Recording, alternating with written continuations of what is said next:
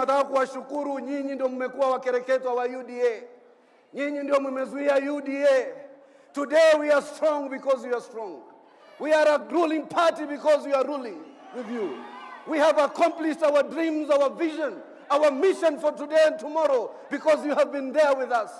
You have stomached the storm, withered the weathers that tried to humiliate us.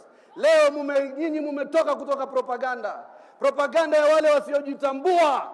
Tumehakikisha sisi tumesimama imara kama UDA. I can tell you, Mr. President, with no illusions whatsoever, mimi nilikuwa mkereketwa pale Moi alipokuwa rais. Nilikuwa nakitetea haki za kibinadamu pale Moi alipokuwa rais. Pale Kibaki alipokuwa rais, nikawa commissioner. Nikawa senator Uhuru Kenyatta alipokuwa rais. Sasa mimi ni katibu mkuu wakati William Ruto ni rais.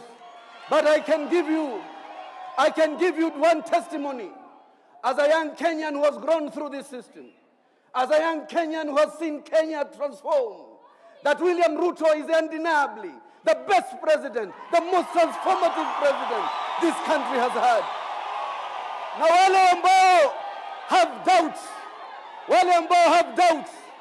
waangalie hapa na waangalie election inayokuja na waangalie zile elections zitakazokuja.